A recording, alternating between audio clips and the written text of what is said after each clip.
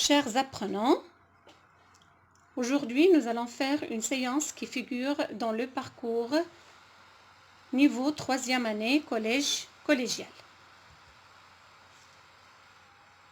Notre séquence est la séquence numéro 4 et notre compétence est produire l'étape événement d'une nouvelle. Et l'objectif qui est essentiel, c'est identifier les événements dans une nouvelle. C'est dans la page 148-149.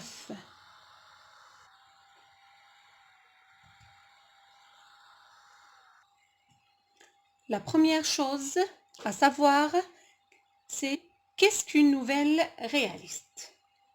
Alors, la nouvelle réaliste, c'est un genre littéraire.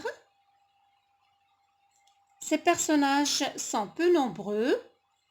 Aussi, les lieux sont limités, mais ce sont des lieux et des personnages qui sont réels, c'est-à-dire ils existent dans la réalité. Et le sujet qu'ils relatent est en relation avec la réalité. La deuxième partie, c'est le schéma narratif. Le schéma narratif doit comporter 5 étapes essentielles. La situation initiale, l'élément modificateur ou l'événement inattendu, ou je peux dire même l'élément perturbateur.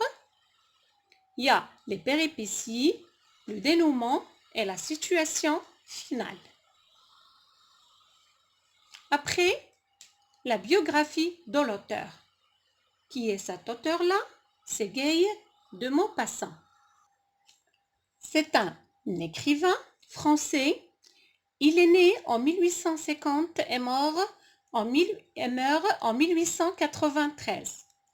C'est un auteur du 19e siècle. Parmi ses œuvres, nous pouvons trouver Une vie, belle amie, et aussi il a écrit des nouvelles réalistes comme La Parure, et aussi des nouvelles fantastiques comme Le Horla. Un résumé bref de l'œuvre ou de la nouvelle La Parure s'avère très utile pour vous pour connaître bien sûr la situation initiale et même l'élément modificateur ou l'élément perturbateur pour aboutir à des événements ou des péripéties. Alors, le personnage principal est Mathilde Loisel. C'est un personnage qui rêve d'une grande vie. Son mari travaille au ministère de l'Instruction publique et le ménage n'est pas riche. Un jour, une opportunité s'est présentée pour participer à une fête organisée par le ministre. Et le ménage, vraiment, c'était pour elle une manière pour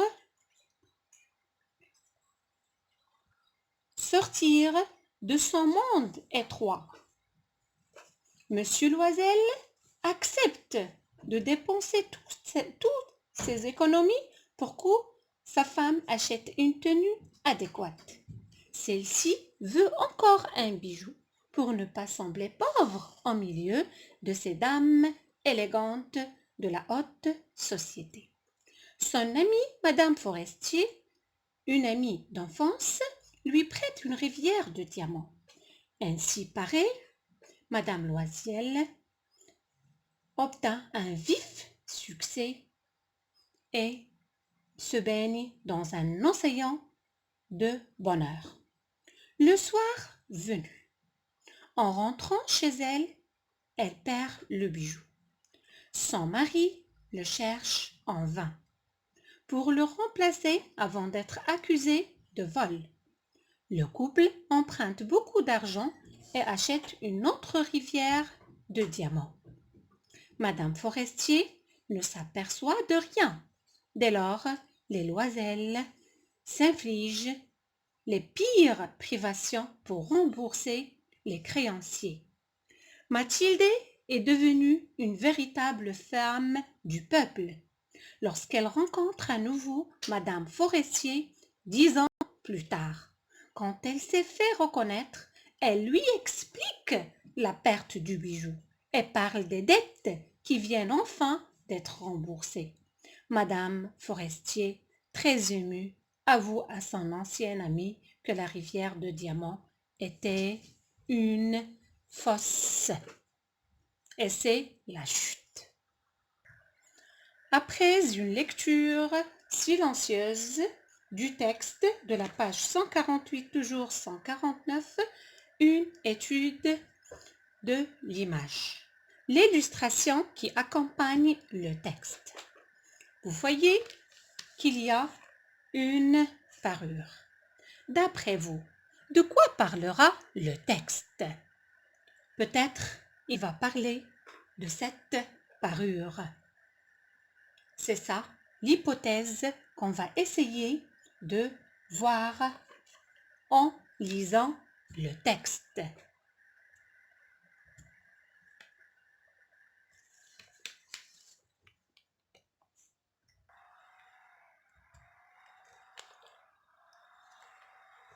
Après une lecture magistrale de tout le texte, je dois répondre aux questions. Je cherche le sens des mots suivants. Le mot rivière. La rivière, c'est la parure, c'est le collier de diamants. C'est ce bijou-là qui est cher et qui est coûteux qui va causer la perte de Madame Loisel. L'écran. L'écran est une boîte à bijoux. Une espérance. Une espérance, c'est l'espoir. C'est une attente confiante de la réalisation de quelque chose. Donc Madame Loisel était pleine d'espérance. Je relève dans le chapeau du texte l'objet perdu par Madame Loisel. Le chapeau du texte, c'est ce premier paragraphe où le premier paragraphe qui commence le texte. Là, dans ce chapeau du texte, on parle de l'objet perdu par Madame Loisel. Alors, c'est le collier, c'est la parure, c'est une rivière de diamants. La valeur de cet objet. Cet objet, il est vraiment coûteux. Il est très cher. Et la propriétaire vraie de cet objet perdu, c'est son amie d'enfance, Madame Forestier.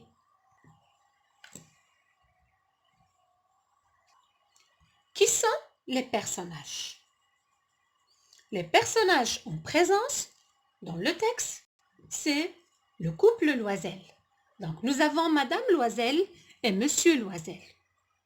Madame aussi Forestier et le joaillier, c'est-à-dire le bijoutier. Où se passe la scène? Où se passe l'histoire? L'histoire se passe dans la demeure ou la maison, ou je peux même dire le foyer conjugal des Loisel. Le temps, c'est le soir. Et nous avons l'indicateur de temps, un soir.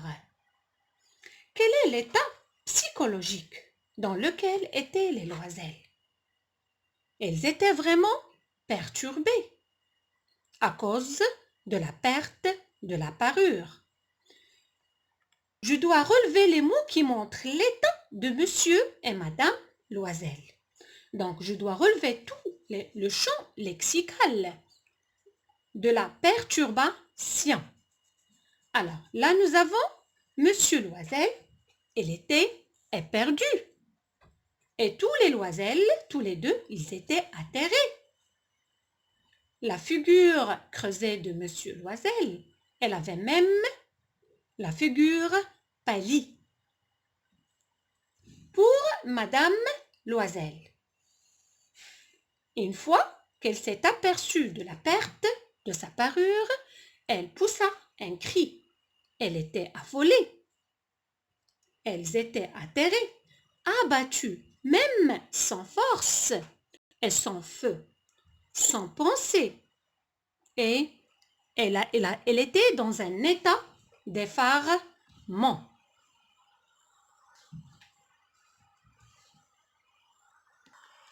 L'effet produit par les phrases qui sont courtes, c'est-à-dire la plupart des phrases qui sont employées dans le texte ne sont pas trop longues pour marquer que les événements qui doivent être, voilà, ils sont accélérés.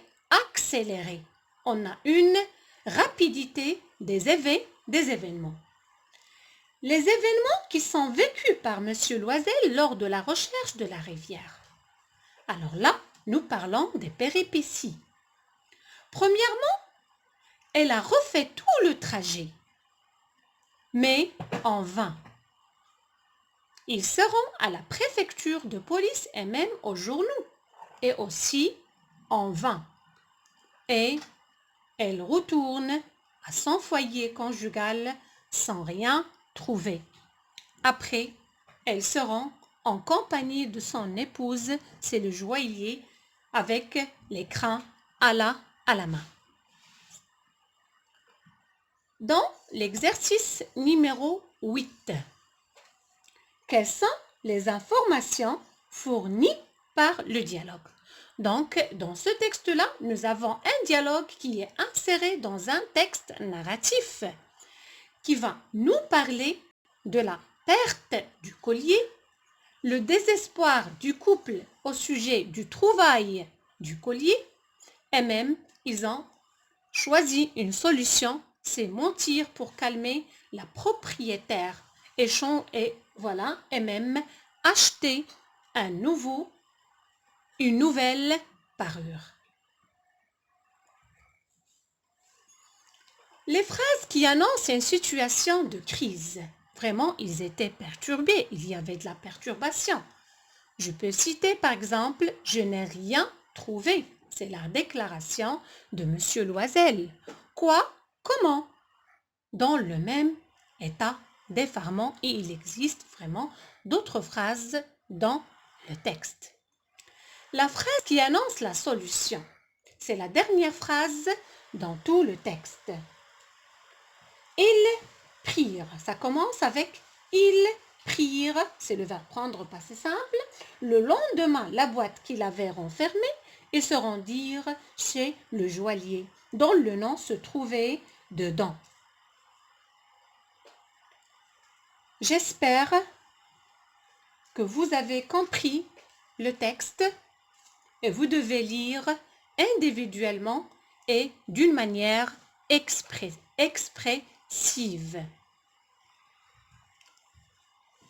Alors, là, c'est la trace écrite que vous devez remplir sur votre cahier de cours.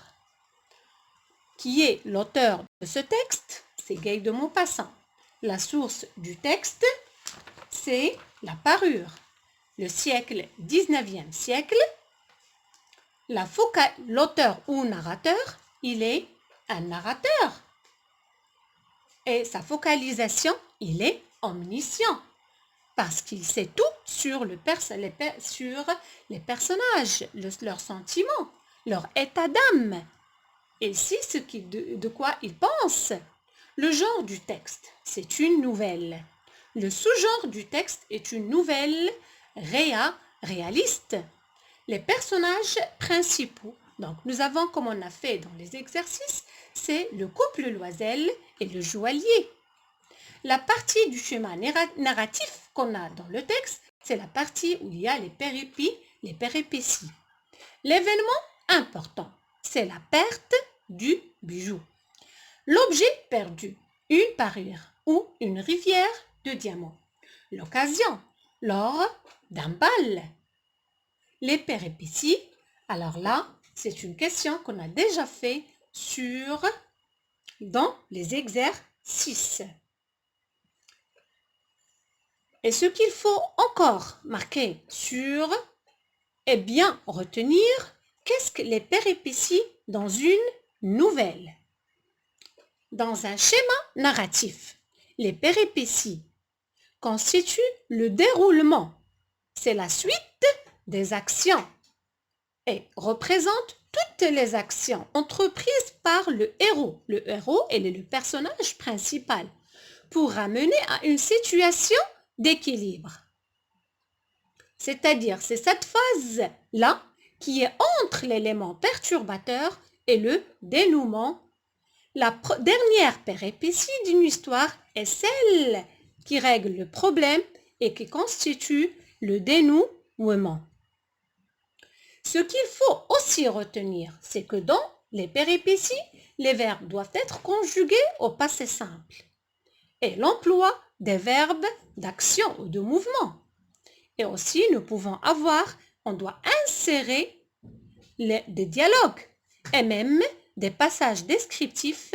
Et là, le temps qu'on doit employer, c'est l'imparfait, parce que nous avons ici une description. Merci pour votre écoute et j'espère que vous avez bien compris le texte de la page 148-149.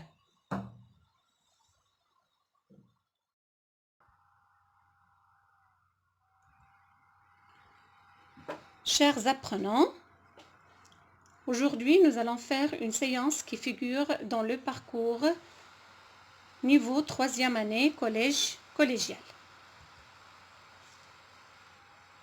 Notre séquence est la séquence numéro 4 et notre compétence est produire l'étape événement d'une nouvelle. Et l'objectif qui est essentiel, c'est identifier les événements dans une nouvelle. C'est dans la page 148-149.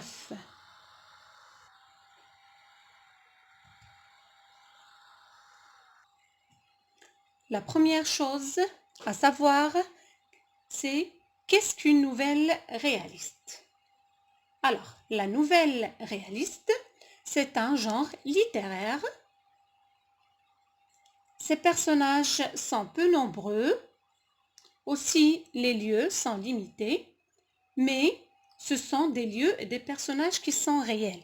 C'est-à-dire, ils existent dans la réalité. Et le sujet qu'il relate est en relation avec la réalité.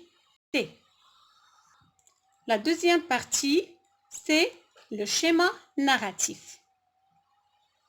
Le schéma narratif doit comporter 5 étapes essentielles. La situation initiale, l'élément modificateur ou l'événement inattendu, ou je peux dire même l'élément perturbateur. Il y a les péripéties, le dénouement et la situation finale. Après, la biographie de l'auteur. Qui est cet auteur-là? C'est Guy de Maupassant. C'est un écrivain français. Il est né en 1850 et meurt en 1893. C'est un auteur du 19e siècle. Parmi ses œuvres, nous pouvons trouver Une vie, belle amie, et aussi il a écrit des nouvelles réalistes comme La Parure, et aussi des nouvelles fantastiques comme Le Horla. Un résumé bref de l'œuvre ou de la nouvelle La Parure s'avère très utile pour vous pour connaître bien sûr la situation initiale et même l'élément modificateur ou l'élément perturbateur pour aboutir à des événements ou des péripéties. Alors, le personnage principal est Mathilde Loisel. C'est un personnage qui rêve d'une grande vie. Son mari travaille au ministère de l'instruction publique et le ménage n'est pas riche. Un jour, une opportunité s'est présentée pour participer à une fête organisée par le ministre Et le ménage, vraiment, c'était pour elle une manière pour sortir de son monde étroit. Monsieur Loisel accepte de dépenser toutes ses économies pour que sa femme achète une tenue adéquate. Celle-ci veut encore un bijou pour ne pas sembler pauvre au milieu de ces dames élégantes de la haute société. Son amie, Madame Forestier, une amie d'enfance, lui prête une rivière de diamants. Ainsi paraît, Madame Loisel obtint un vif succès et se baigne dans un océan de bonheur. Le soir venu, en rentrant chez elle, elle perd le bijou. Son mari le cherche en vain pour le remplacer avant d'être accusé de vol. Le couple emprunte beaucoup d'argent et achète une autre rivière de diamants. Madame Forestier ne s'aperçoit de rien. Dès lors, les Loisel s'infligent les pires privations pour rembourser les créanciers. Mathilde est devenue une véritable femme du peuple lorsqu'elle rencontre à nouveau Madame Forestier 10 ans plus tard. Quand elle s'est fait reconnaître, elle lui explique la perte du bijou et parle des dettes qui viennent enfin d'être remboursées. Madame Forestier, très émue, avoue à son ancienne amie que la rivière de diamants était une fosse. Et c'est la chute. Après une lecture silencieuse du texte de la page 148, toujours 149, une étude de l'image. L'illustration qui accompagne le texte. Vous voyez qu'il y a une parure. D'après vous, de quoi parlera le texte? Peut-être il va parler de cette parure. C'est ça l'hypothèse qu'on va essayer de voir en lisant le texte.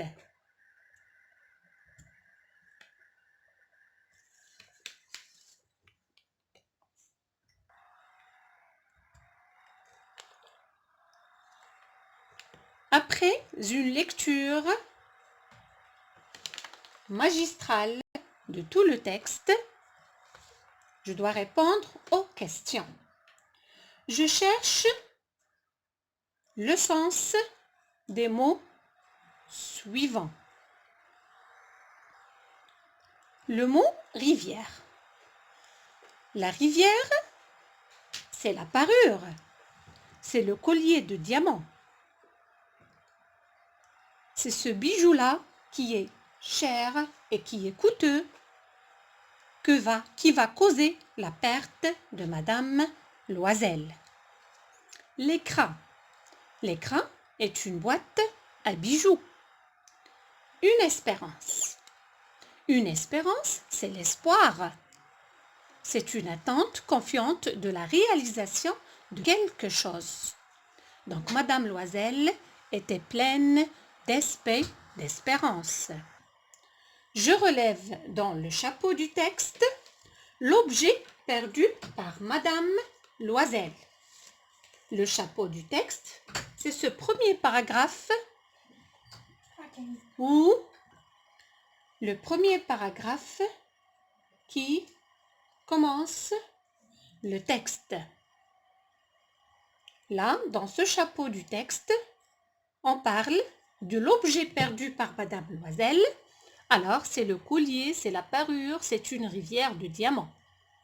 La valeur de cet objet. Cet objet, il est vraiment coûteux. Il est très cher. Et la propriétaire vraie de cet objet perdu, c'est son amie d'enfance, Madame Forestier.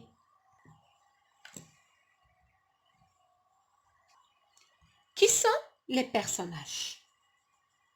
les personnages en présence dans le texte, c'est le couple Loisel. Donc, nous avons Madame Loisel et Monsieur Loisel. Madame aussi Forestier et le joaillier, c'est-à-dire le bijoutier. Où se passe la scène? Où se passe l'histoire? L'histoire se passe dans la demeure ou la maison, ou je peux même dire le foyer conjugal des Loisel. Le temps, c'est le soir. Et nous avons l'indicateur de temps, un soir. Quel est l'état psychologique dans lequel étaient les Loisel? Elles étaient vraiment perturbées à cause de la perte de la parure. Je dois relever les mots qui montrent l'état de Monsieur et Madame Loisel. Donc, je dois relever tout le champ lexical de la perturbation. Alors, là, nous avons Monsieur Loisel, il était éperdu. Et tous les Loisel, tous les deux, ils étaient atterrés. La figure creusée de Monsieur Loisel, elle avait même la figure pâlie. Pour Madame Loisel,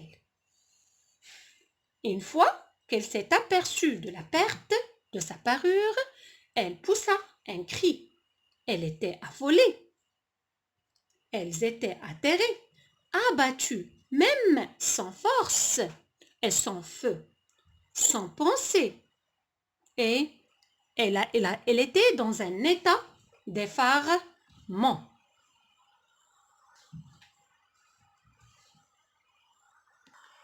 L'effet produit par les phrases qui sont courtes, c'est-à-dire la plupart des phrases qui sont employées dans le texte ne sont pas trop longues pour marquer que les événements qui doivent être, voilà, ils sont accélérés.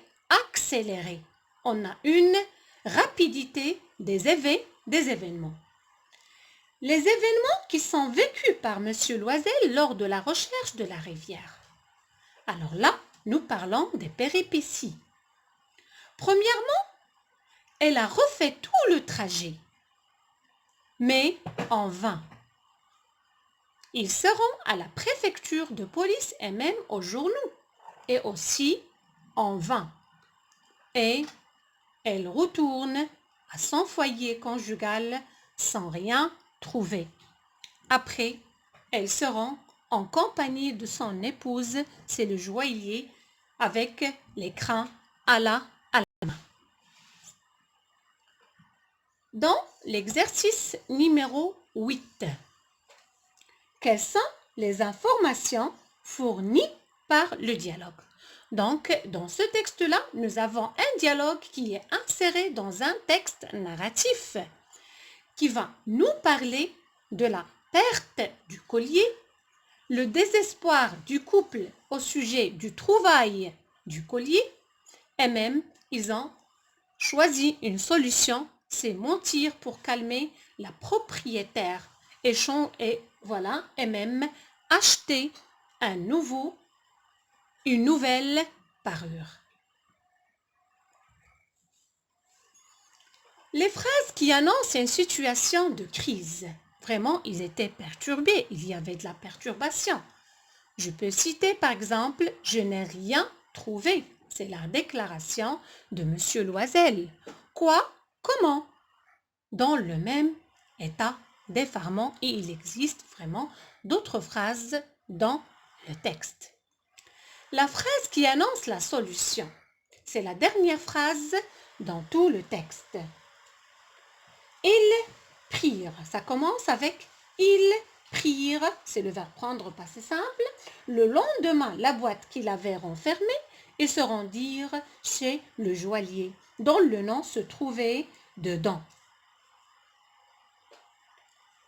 J'espère que vous avez compris le texte et vous devez lire individuellement et d'une manière expressive.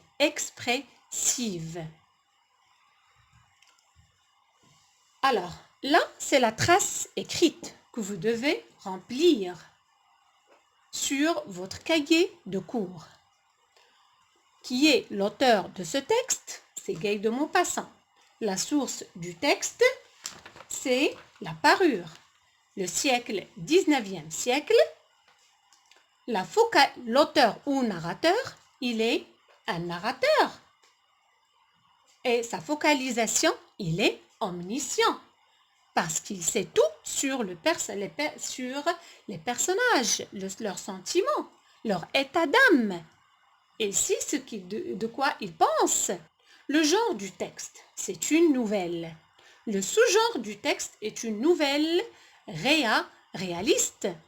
Les personnages principaux, donc nous avons, comme on a fait dans les exercices, c'est le couple Loisel et le joaillier.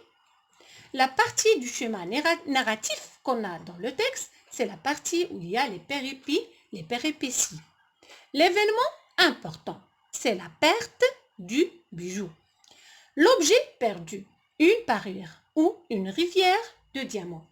L'occasion, lors d'un bal. Les péripéties, alors là, c'est une question qu'on a déjà fait dans les exercices.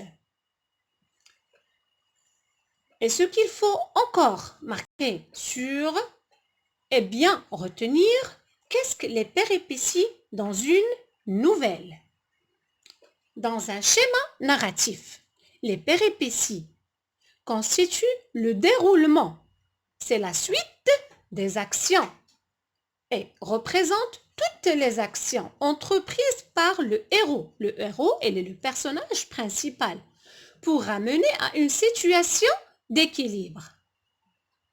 C'est-à-dire, c'est cette phase-là qui est entre l'élément perturbateur et le dénouement. La dernière péripétie d'une histoire est celle qui règle le problème et qui constitue le dénouement. Ce qu'il faut aussi retenir, c'est que dans les péripéties, les verbes doivent être conjugués au passé simple et l'emploi des verbes d'action ou de mouvement. Et aussi, on doit insérer des dialogues et même des passages descriptifs. Et là, le temps qu'on doit employer, c'est l'imparfait. Parce que nous avons ici une description. Merci pour votre écoute et j'espère que vous avez bien compris le texte de la page 148-149.